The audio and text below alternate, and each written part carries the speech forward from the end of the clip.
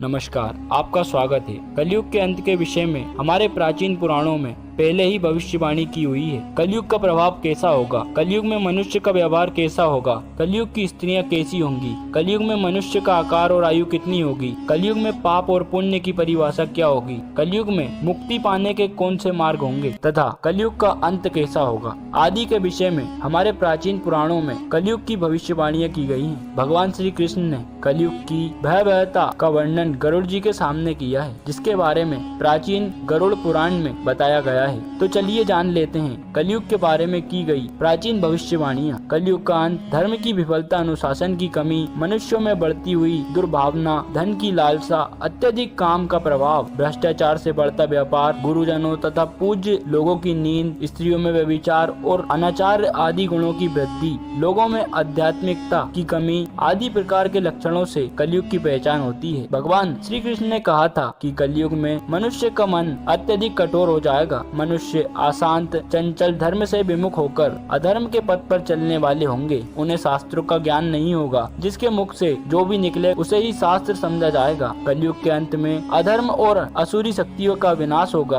और पुनः नए युग का आरंभ होगा, अर्थात फिर से सतयुग का आरंभ होगा और सृष्टि का ये चक्र चलता रहेगा। चारों युगों में कलयुग अंतिम युग होता है। सबसे पहले सतयुग, उसके बाद त्रेता युग, फिर द्वापर युग और अंत में कलयुग। महाभारत के युद्ध के पश्चात कलयुग का आगमन पृथ्वी पर हुआ था। ये युग धार्मिक और आध्यात्मिक स्थिति में सबसे कम प्रगति करने वाला माना जाता है। मान्यता के अनुसार आज से 3137 साल पहले महाभारत का युद्ध हुआ और कलयुग का आरंभ इस युद्ध के 35 वर्ष के पश्चात हुआ, अर्थात भगवान श्री कृष्ण के अपने धाम जाने के बाद हुआ। श्री कृष्ण कहते हैं, कलयुग में लोग अपने स्वार्थ को ही सर्वोपरि मानेंगे। धर्म का त्याग करके स्वयं के उद्देश्य को पाने के लिए जी जान से कोशिश करेंगे। धर्म में विश्वास न होने के कारण लोग अन्याय पूर्वक आचरण करेंगे। यदि हम आज के समय में देखें तो पाप इतना बढ़ चुका है, मानो ऐसा लगता है कलयुग का अंत अब निकट आ चुका है। लेकिन कुछ विद्वानों के अनुसार ये तो बस शुरुआत है, आगे कलयुग और भी भयानक रूप लेने वाला है। कलयुग के उस भयानक रूप को देखने की क्षमता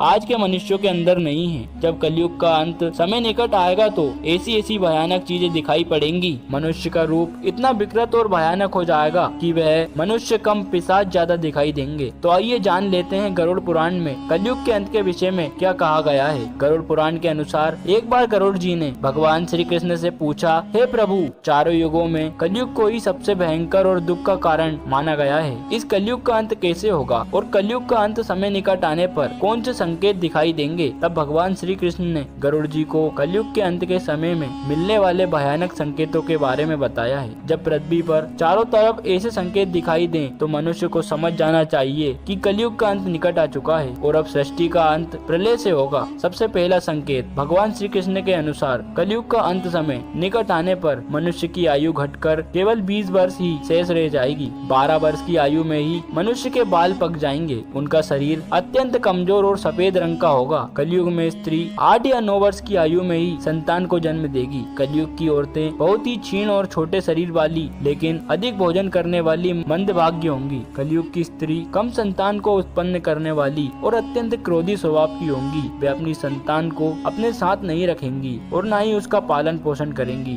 दूसरा संकेत, भगवान श्री कृष्ण कहते हैं, कलयुग का अंत समय निकट आने पर संसार में पतिव्रता स्त्रियां नहीं दिखाई पड़ेंगी। लोग पूजा पाठ, श्राद्ध, अंतिम संस्कार, मुंडन और विवाह आदि प्रकार के कार्य नहीं करेंगे। जल के अभाव के कारण लोग स्नान नहीं करेंगे और अशुद्ध ही रहेंगे। कलयुग के अंत में लोग केवल मांसाहार ही करेंगे और कोई भी सात्विक आहार नहीं करेगा। कलयुग में लोगों के वस्त्र तने हुए और चमकीले होंगे। तीसरी बात, श्री कृष्ण के अनुसार जब कलयुग का अंत समय निकट आएगा तो वृक्षों में फल आना बंद हो जाएंगे। सभी वृक्ष फल रहित हो जाएंगे। सृष्टि में हर तरफ केवल समी के वृक्ष ही दिखाई देंगे। मनुष्य शाकाहार छोड़कर केवल मांस का ही भक्षण करेंगे। कलयुग का भोजन तामसिक और रोग उत्पन्न करने वाला होगा। इसी कारण से लोग जल्दी ही बूढ़े होकर मर जाएंगे। कलयुगी मनुष्य गाय की पूजा करना बंद कर देंगे। गायों को केवल दूध के लिए ही पाला जाएगा। चौथी बात, बाद कलयुग का अंत समय निकट आने पर अल्पवृष्टि होगी, अर्थात बहुत ही कम बारिश होगी। खेत में अनाज नहीं उगा पाएंगे। धान का आकार बहुत ही छोटा और फलों में रस भी उत्पन्न नहीं होगा। मनुष्य भूख और प्यास के कारण ही मरने लगेंगे। मनुष्य को केवल बकरियों का दूध ही प्राप्त होगा। पांचवी बात, जब कलयुग का अंत होने वाला होगा तब भगवान विष्णु सूर्य के किरणों में विराजमान होकर पृथ्वी का संपूर्ण जल सोख लेते हैं। आकाश में चारों तरफ 7 सूर्य दिखाई देंगे। इन सभी सूर्यों के प्रभाव से संपूर्ण सृष्टि